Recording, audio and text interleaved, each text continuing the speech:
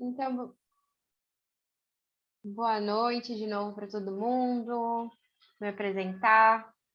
A gente vai começar hoje o nosso evento de aula aberta de psicanálise. Eu me chamo Giovana, faço parte da equipe Viver Mais Psicologia e vou estar aqui com vocês participando dessa dinâmica, tá bom? Tô vendo que a gente tem um pessoal aqui com a gente, a Andréa, a Maiara, a Maria Fernanda, a Júlia, Edlen e a Marina. Boa noite, gente. Sejam bem-vindas.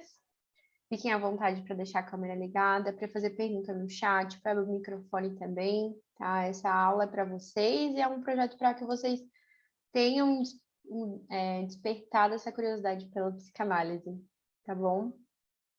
Esse evento de hoje ele está sendo gravado e ele é disponibilizado depois no grupo de inscritos que a gente tem no WhatsApp, tá bom?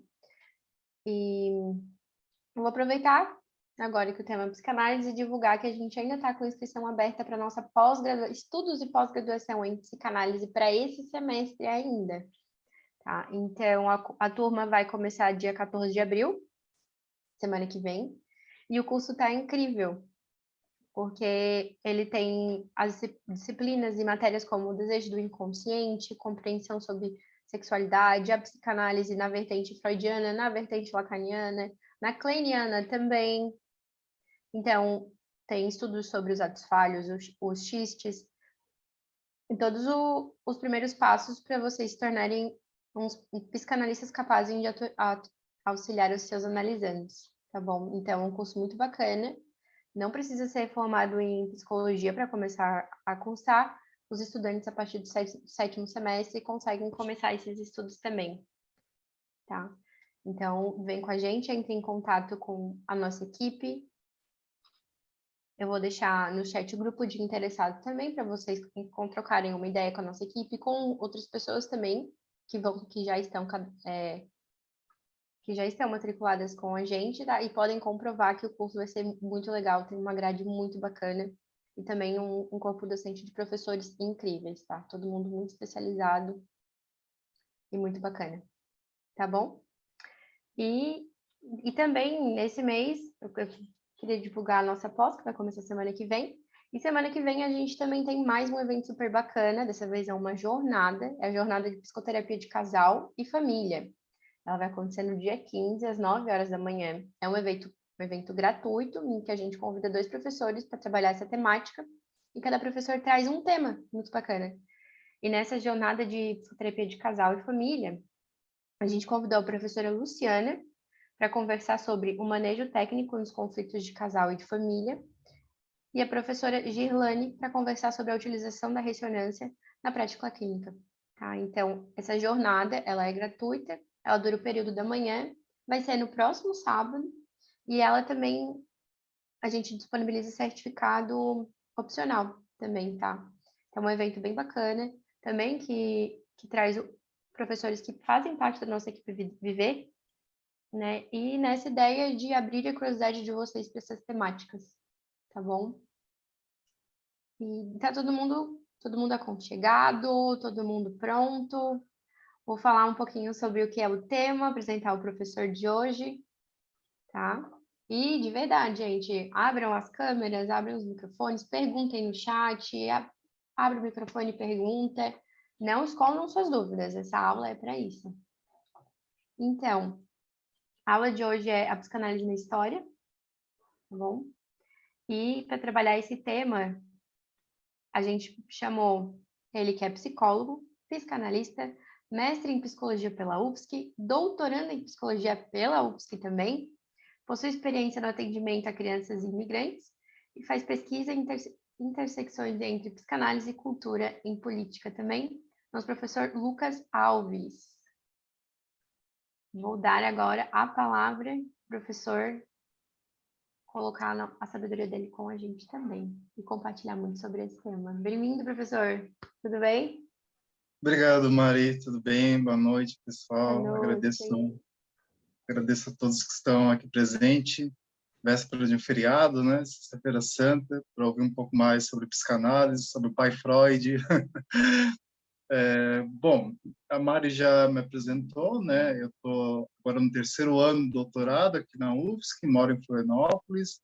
mas eu fiz a minha graduação na Unisul de Tubarão, né, que é onde a Viver Mais inicia, e hoje está no Brasil e no mundo, né, já que no modo online podemos alcançar pessoas de todos os cantos do planeta, né.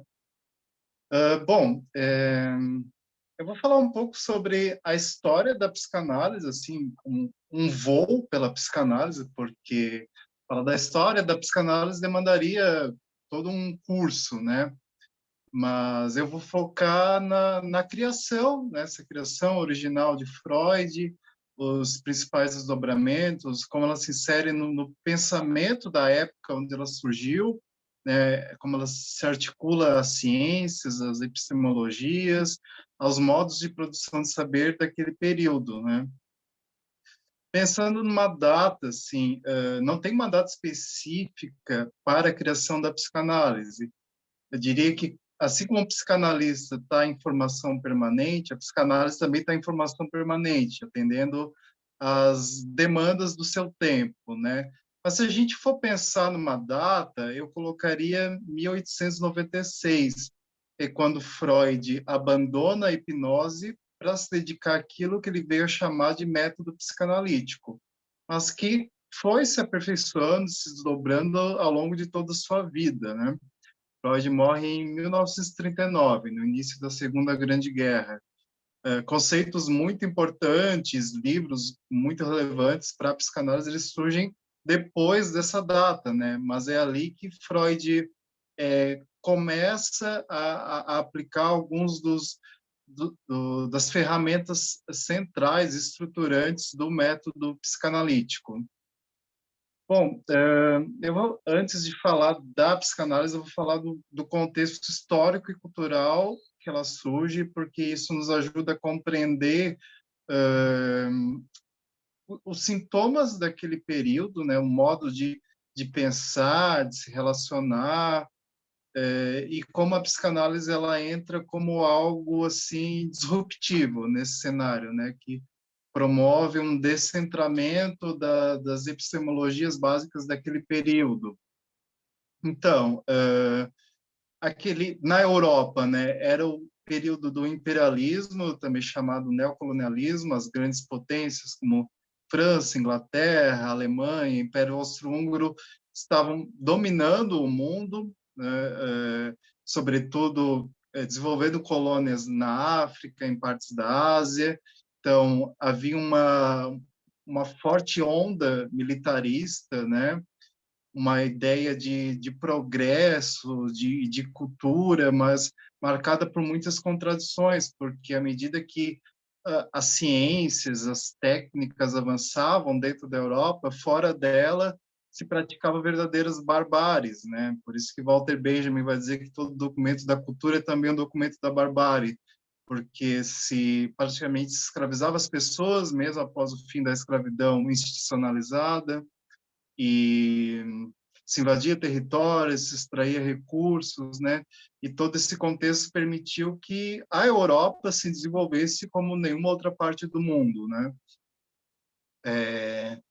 Bom, Freud ele passou a maior parte da sua vida na Áustria, que era um país que seguia assim uma moral muito rígida, um modelo de família patriarcal como núcleo central, onde a mulher ficava circunscrita ao lar, cuidar dos filhos, cuidar da casa, dos afazeres domésticos, e ao homem cabia a vida pública, né? O trabalho, a política.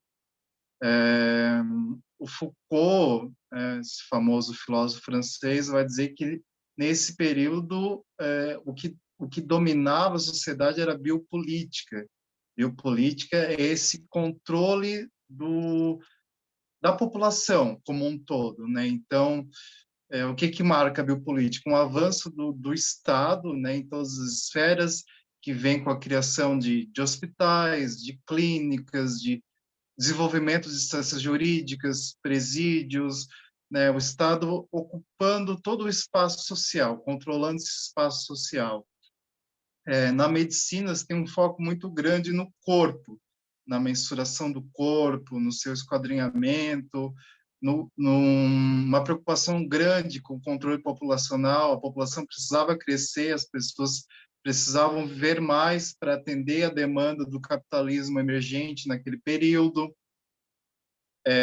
As ciências médicas e da saúde eram muito direcionadas pelo pensamento positivista, que seguia um método muito rígido, um enfoque muito grande no corpo.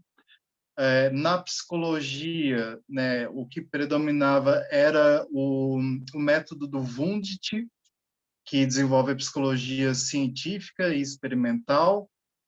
E, bom, pensando aqui nas histéricas, né, pensando no exemplo, nas histéricas, que eram essas mulheres, alguns homens também, mas em geral mulheres, que tinham sintomas corporais inexplicáveis pela ciência da época, né, que paralisavam o corpo, ficavam cegas, tinham inibições muito estranhas, né, não conseguia mais beber água, não conseguia mais comer, uma série de sintomas que, a princípio, se acreditava que tinha uma origem orgânica, né, se criou essa hipótese de que esse vinha do útero. E os médicos, via de regra, né, inspirados no positivismo e na psicologia do Wundt, eles estavam mais preocupados em entender esse funcionamento corporal. Então, o Wundt, ele ia aplicar métodos nessa histérica para entender como funcionava o pensamento, a percepção, a memória, a atenção, e não em entender a singularidade da formação daqueles sintomas, né? Era um foco no funcionamento orgânico e nos processos psicológicos.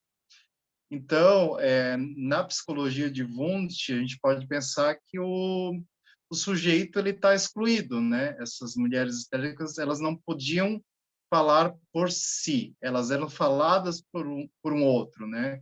As suas manifestações, as suas expressões sintomáticas, né, eram lidas a partir de ferramentas que procuravam compreender como se dava esse processo, não o sofrimento que era causado na vida delas, né? A origem desses sintomas. Bom, agora falando do Freud, né? O criador da psicanálise. Ele nasceu em 6 de maio de 1856, era um taurino. Dizem que a astrologia é a terra plana dos cientistas humanos, né?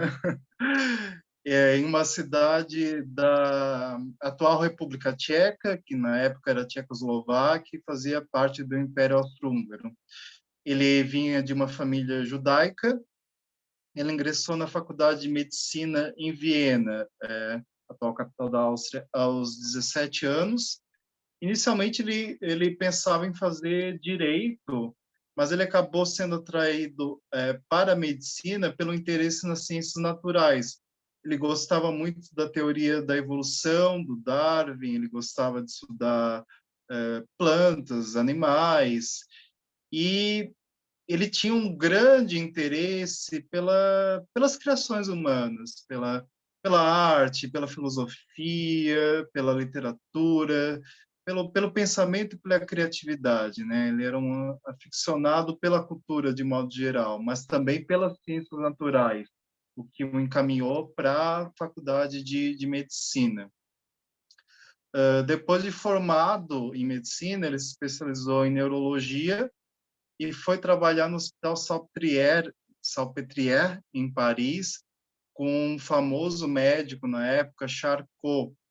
O Charcot, ele era famoso por hipnotizar histéricas e fazer com que elas obedecessem ao comando dele. E isso interrogava a comunidade médica, porque se a histeria fosse orgânica, se ela tivesse origem no útero, não faria sentido a histérica, por exemplo, que estava com o corpo paralisado, que estava cega, recuperar seus movimentos e voltar a enxergar após uma sessão de hipnose e de uma sugestão hipnótica. O Charcot, ele fazia meio que teatrinho, ele chamava uma mulher histérica para o centro de uma sala rodeada por médicos, todos homens, obviamente, né? E hipnotizava e dizia: agora, uma mulher que, por exemplo, não estava andando há um tempo, agora você vai voltar a andar. E ela andava, né? Então, opa, não podia ser algo biológico, né? Se ela atendia a este pedido sob hipnose. Então, o trabalho com Charcot foi fundamental para Freud pensar que a histeria ela tinha um fundo psíquico, ela tinha, apesar de ser expressa pelo corpo, ela tinha uma origem no mental. Então, Freud ele retorna a Viena e começa a trabalhar com um médico neurologista chamado Breuer. E durante muito tempo Freud disse que o Breuer foi o inventor da psicanálise, porque o Breuer desenvolveu o método catártico, né? O Breuer também praticava a hipnose, mas o que que aconteceu? Uma paciente bem famosa, assim, o caso dela é descrita no livro Estudos sobre Histeria, que Freud escreveu com Breuer em 1895, que é a Ana O, que hoje a gente sabe se chama Berta Pappenheim. Ela pediu para o Breuer deixar ela falar. E ela usava uma expressão que era a seguinte: eu quero limpar a chaminé. Quero falar, falar, falar até cansar. E ele permitiu que ela fizesse isso.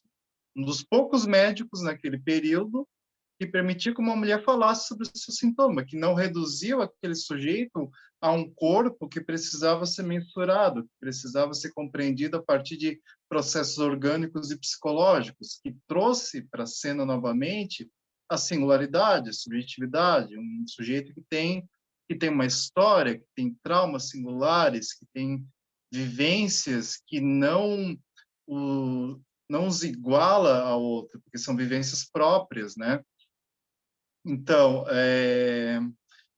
a Ana O foi um caso de sucesso, né, que Freud acompanhou nos bastidores e ela se tornou uma líder feminista, assistente social, escritora. E até aquele período, as histéricas, além da hipnose, elas eram tratadas com eletroterapia, banhos quentes. Na época era muito comum as saunas serem sugeridas para tratamentos dos nervos, né? E Freud ele investe na hipnose durante um tempo, junto com Breuer. Ele faz ali uma dosagem, hipnotiza, mas também deixa falar, né? Usa o método catártico. O método catártico, esse nome catarse, vem do teatro grego, porque no teatro, né, nas encenações de tragédias e de comédias, o público se identificava com o personagem ali, podia colocar para fora aquilo que estava recalcado, né? O desejo de viver um grande romance, de viver uma grande viagem, de morrer e matar por amor, né? Na identificação com o ator, com o personagem, o público ele colocava para fora esses desejos reprimidos, né? Então a catarse vem daí, desse pôr para fora isso que até então não poderia ser que bom, pelas convenções sociais, pela moral, não poderia ser expresso, né? Sobretudo para as mulheres, cuja vida estava restrita aos afazeres domésticos, né, a vida privada. Então, a Ana Ola pôde colocar para fora seu desejo de ser uma mulher independente, de não ser a recatada do lar, perfeitinha, né? Tanto que, após o bem-sucedido tratamento, ela investe na luta feminista, que não é por acaso, né? Tem sua relevância histórica e cultural. Freud abandona a hipnose. Alguns dizem que é porque ele era um mau hipnotizador, inclusive naquela série da Netflix sobre ele é mostrado isso, né? Mas, enfim, há controvérsias, mas ele tem uma boa argumentação para ter abandonado a hipnose, não é só porque ele era um aluno ruinzinho. É, ele percebeu que quando hipnotizava essas mulheres e elas traziam um conteúdo à tona, por exemplo, um trauma de infância, uma cena de abuso, ou presenciar algo que foi intolerável para aquele momento, né? Meninas que viam seus pais nus, tendo relações sexuais, ou que viram uma cena de violência, né? Coisas que eram traumáticas e difíceis para o psiquismo absorver, elaborar. Quando elas traziam isso de volta a partir da hipnose, elas sofriam um novo trauma e aquilo era recalcado novamente, gerando novos sintomas. Então, sei lá, se a mulher estava cega, esse era o sintoma histérico dela, ela revivia a cena traumática que deu origem a essa cegueira e se curava, mas daqui a pouco aparecia outro sintoma. Ela tinha paralisia nas pernas, ela não conseguia mais comer, ela não conseguia mais ler um livro. Isso porque, ao relatar, ela sofreu um novo trauma. Freud usava uma expressão que era a seguinte: a gente desperta demônios e faz com que o paciente dialogue com esse demônio, né?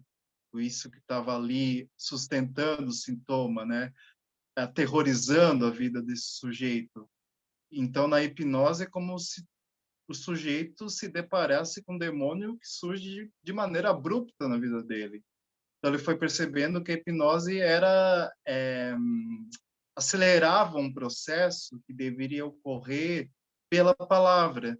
Aí, ele começa a investir mais no método catártico e percebe que permitir que as pacientes falem, por mais que os resultados positivos demorem, evitava que elas se retraumatizassem e desenvolvessem novos sintomas. Então,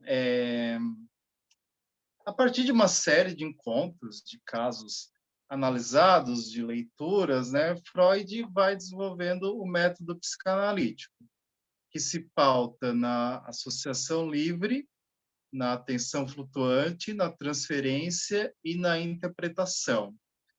A associação livre, ela está muito ligada ao método catártico, né? Que é o analista convidar o seu analisando a falar o que lhe vier à mente, sem censura, sem medo, sem julgamento, né? Freud usava a seguinte metáfora para convidar os pacientes a entrar em associação livre.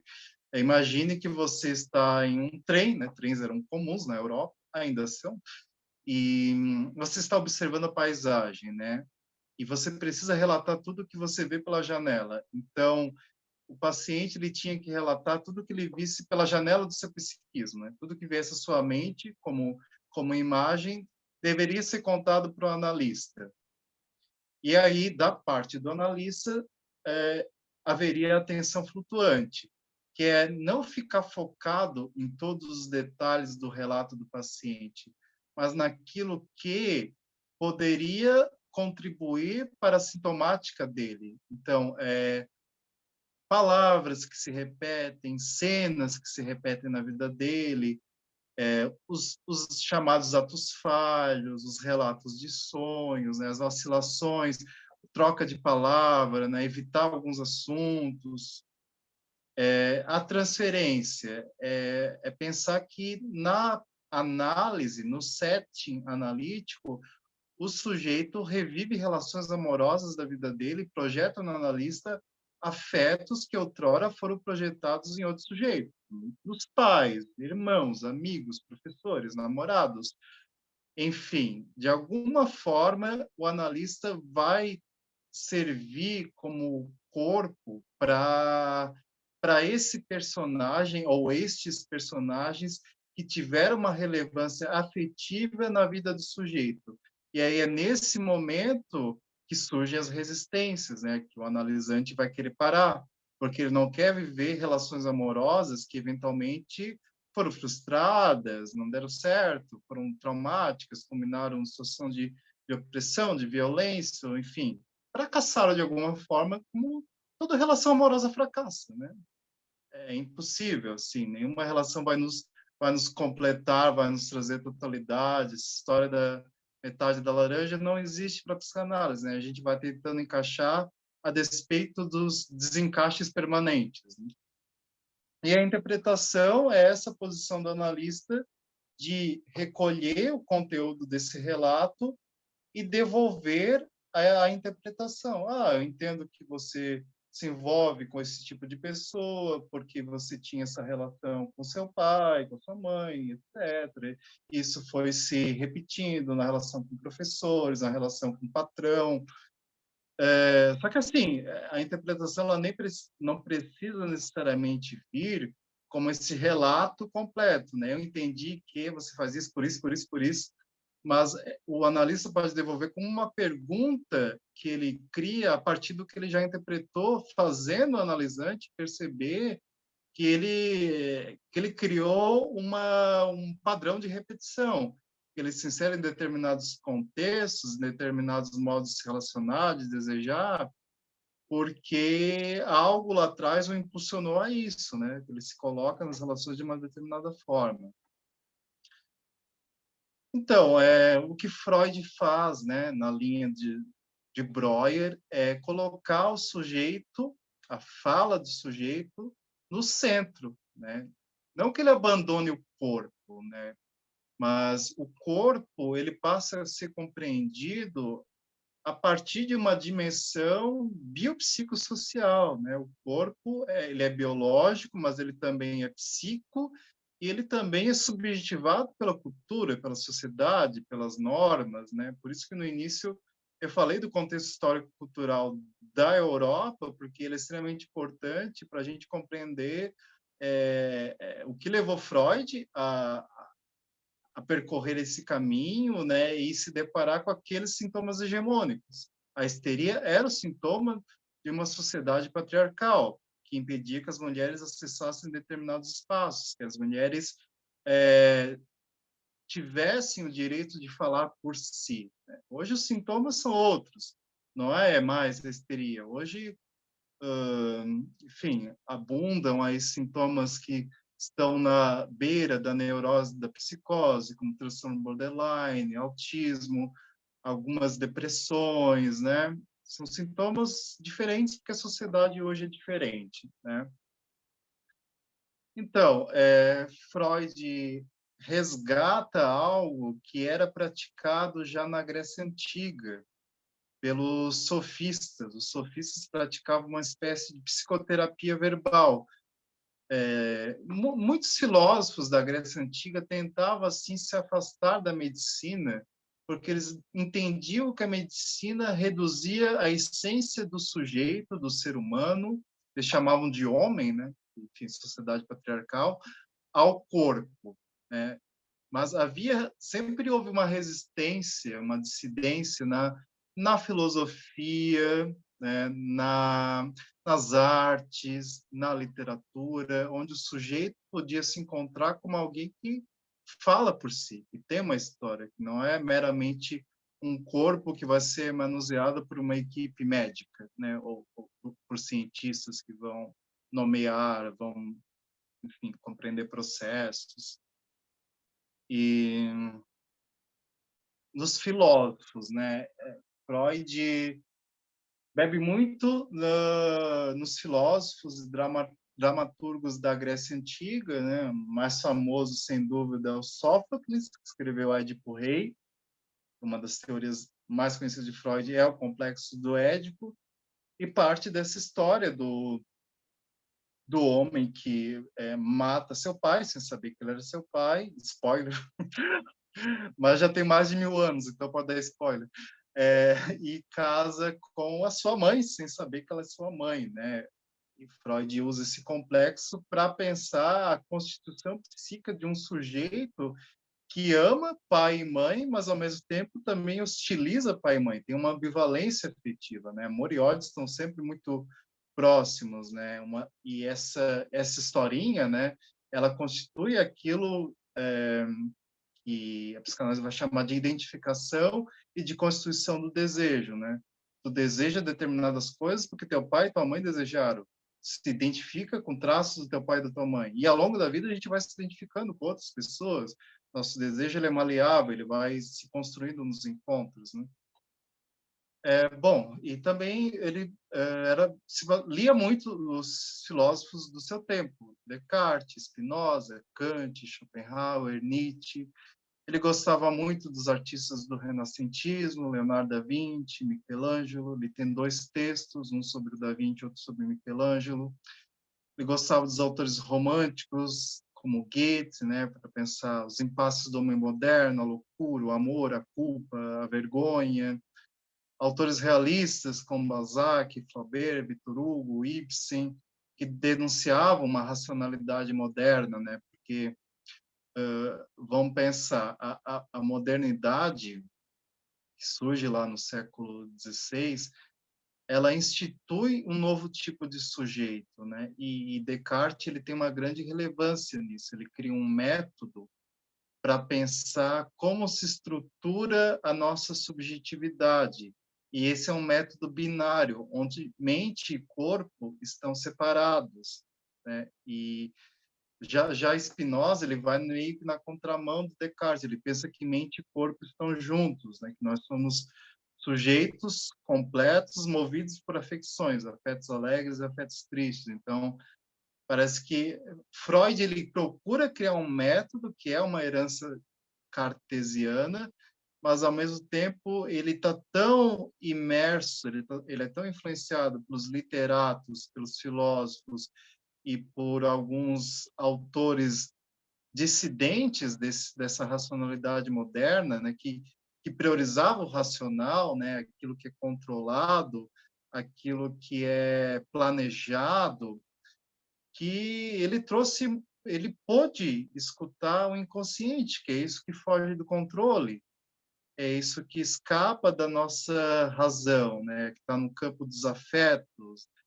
daquilo que a gente ah, não consegue controlar, né? Que nos escapa, que nos ultrapassa, né? Shakespeare também é um autor que influencia muito Freud, também o Lacan. Então, todas essas influências, né, sempre colocaram Freud assim num impasse. Ele queria ser um médico reconhecido pela sociedade médica da época, mas ao mesmo tempo ele não queria abandonar todas essas grandes influências não positivistas, né, da literatura, da poesia, porque elas foram fundamentais para que ele pudesse escutar o inconsciente, escutar, perceber essas afecções, né? E aí ele estava sempre dividido, né? E ele teve muitos embates com a comunidade médica da época, né? Foi desvalorizado por muitos de seus colegas. Talvez ele tenha sido mais reconhecido como um escritor, né? Ele era elogiado por muitos escritores da época, pessoas das humanas, que hoje estariam classificadas no grupo das ciências humanas, né? Já na comunidade mais positivista, que priorizava um método rígido, experimental, ele foi muito desconsiderado, assim, não era muito prezado.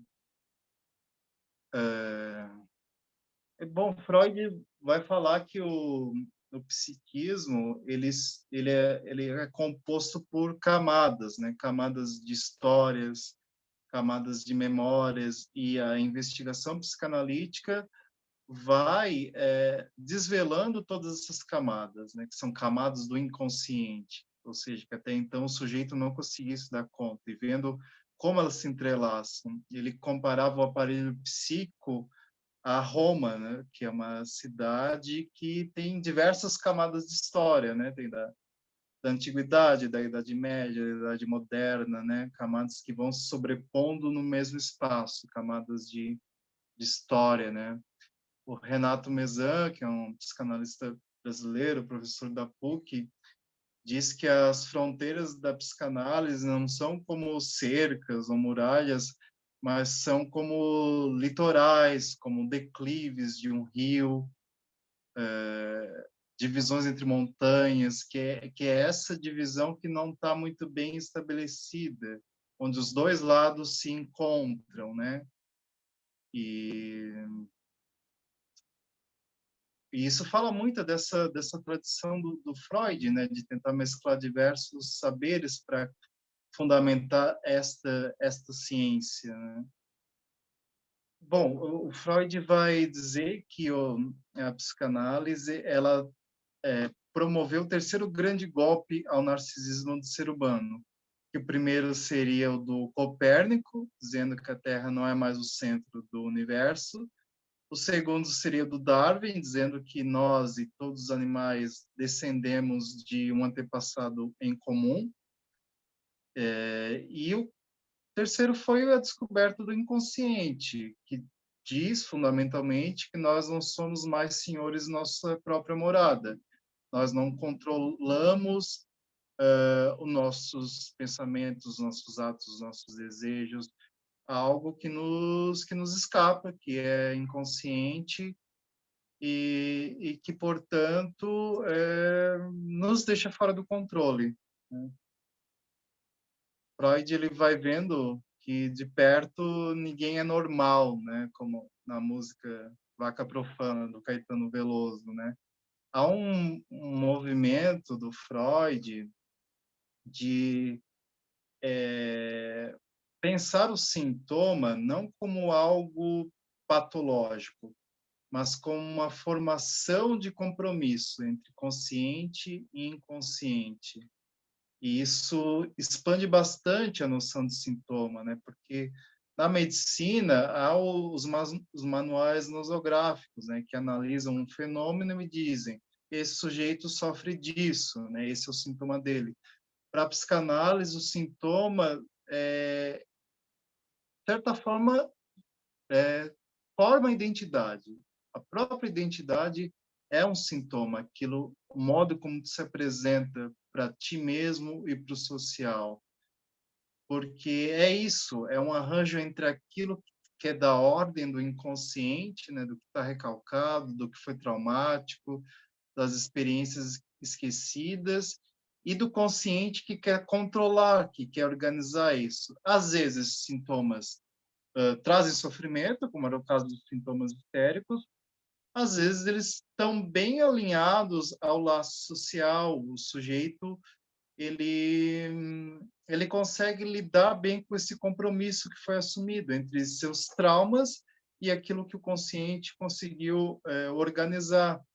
Então, o sintoma, especialmente a partir do Lacan, começa a ser pensado de uma maneira bem ampla, como uma produção artística, por exemplo, um sintoma, uma uma formação política é um sintoma. Todas as obras da cultura, de certa forma, são sintomáticas, né? Porque falam disso, desses arranjos entre o que foi recalcado nos indivíduos, na sociedade, e aquilo que foi possível fazer a partir do que surge, né? A partir do que retorna, do que não cessa de aparecer, seja na vida de um sujeito, seja na sociedade, como sintoma social, né? E aqui no Brasil, nós temos muitos exemplos disso, né? De coisas que persistem no laço social, né? A herança da escravidão, que reverbera hoje no modo como pessoas pretas e pardas são excluídas de alguns espaços, estão mais vulneráveis à violência, né? A herança da ditadura que não foi elaborada, a tortura que leva o Estado a continuar praticando violência contra a sua população, né?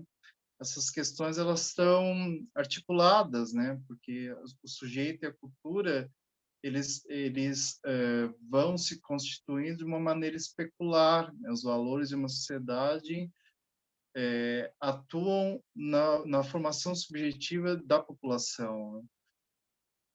Então, o Freud, em certa medida, ele normaliza a neurose, e o Lacan normaliza a psicose.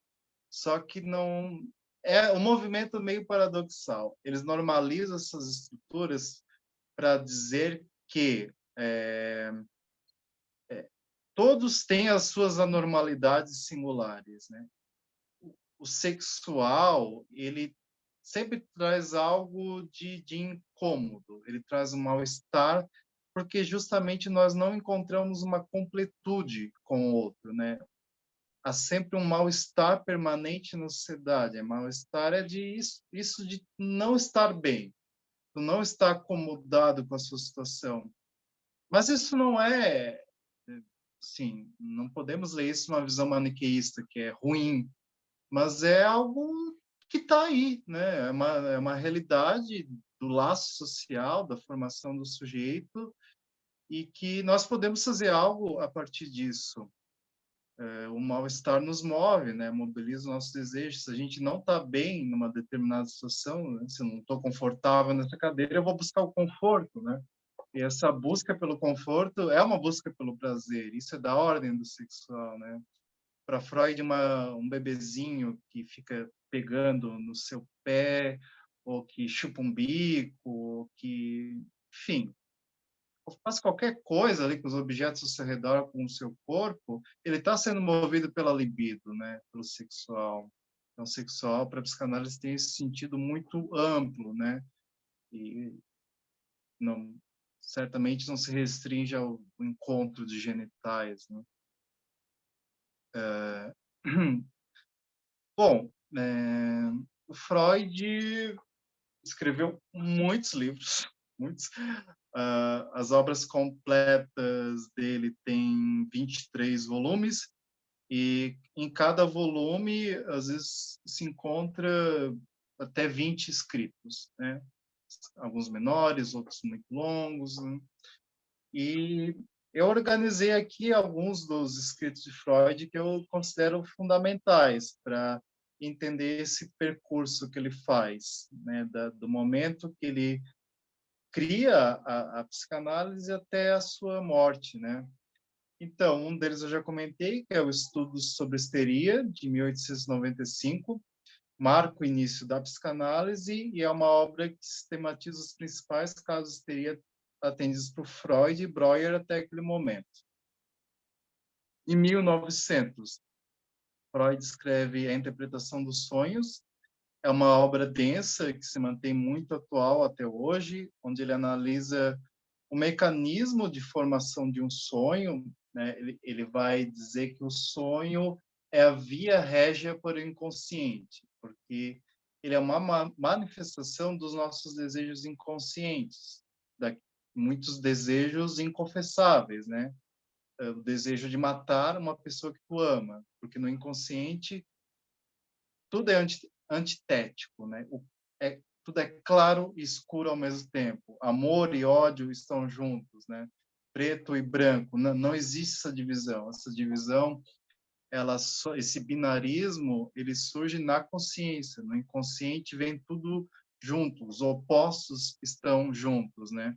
E às vezes é intolerável para alguns sujeitos se darem conta de que um dia eles quiseram matar seu pai, sua mãe, né? Aí o Freud percebe que o sonho ele é estruturado por mecanismos de deslocamento e condensação. Né? Deslocamento porque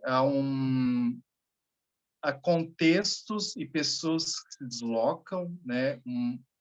A mãe, que é representada pela professora, cidade X, que é representada pela cidade Y, e também por condensação. Condensação, Lacan chama de metáfora, que é uma substituição. Por exemplo, se diz que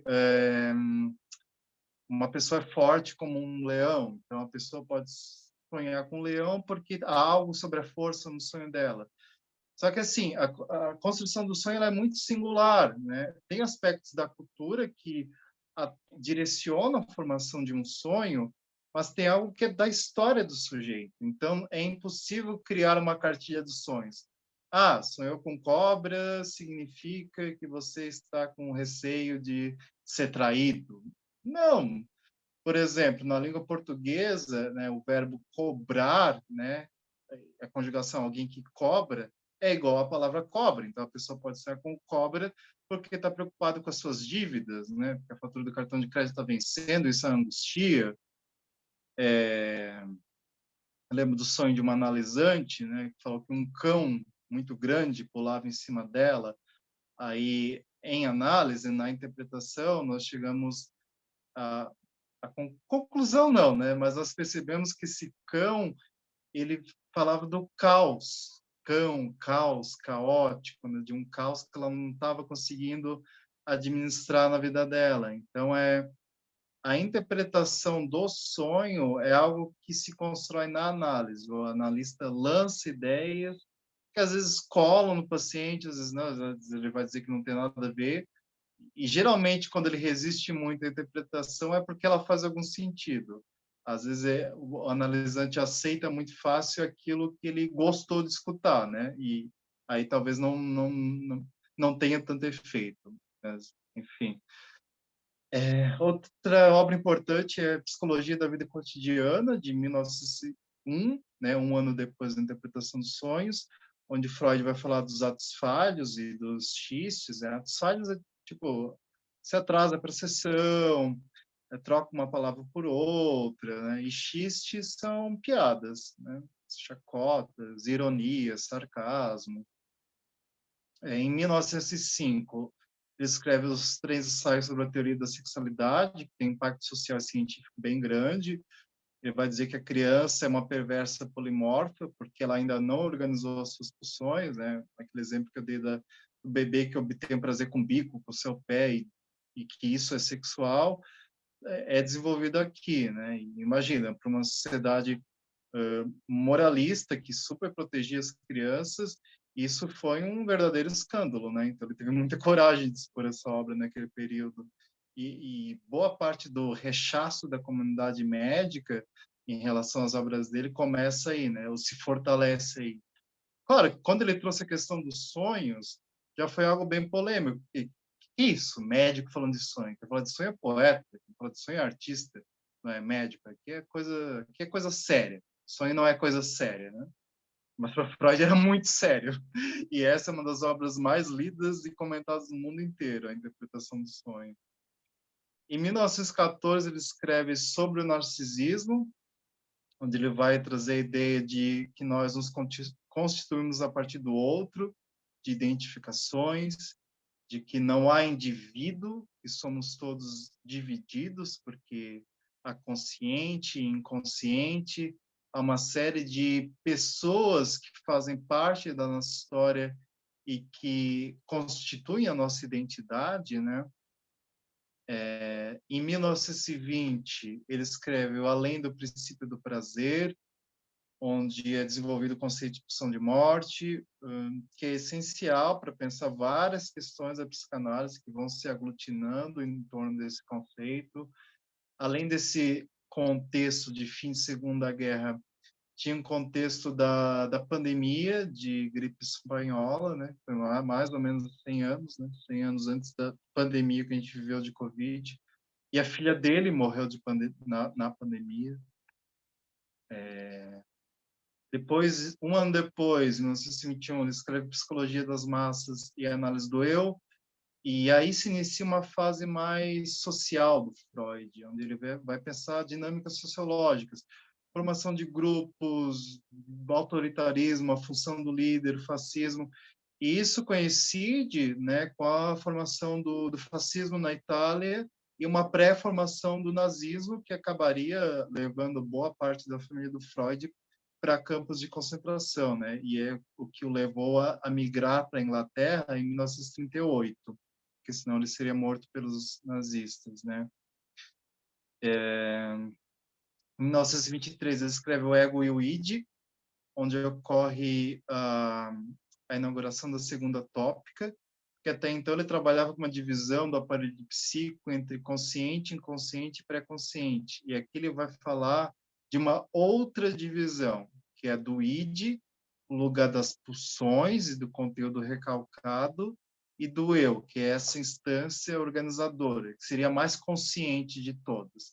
E o supereu seria uma instância que é meio consciente, meio inconsciente, e que trata da introjeção dos valores de uma cultura. Então, o supereu ele é muito moldado pelos valores de um meio social, né? Então, o supereu da época de Freud dizia para homens e mulheres que eles deveriam se comportar de uma determinada forma. Uma mulher subversiva, uma mulher autônoma, uma mulher que trabalhasse, iria sofrer com as censuras do seu superior. Hoje não, né? Não numa sociedade como o Brasil, né, como a Europa, as democracias liberais, onde as mulheres se emanciparam, né?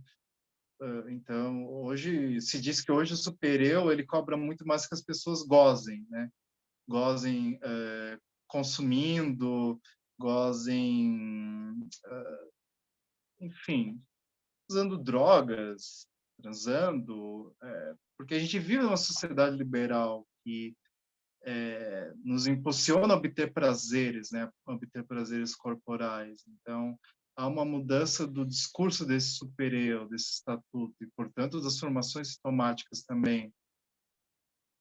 Enfim, em 1930, ele escreve O Mal-Estar na Cultura, ele ganha o prêmio Goethe por esse livro, ele fica muito honrado, porque ele era um fã do Goethe, né, que é esse importante literato alemão.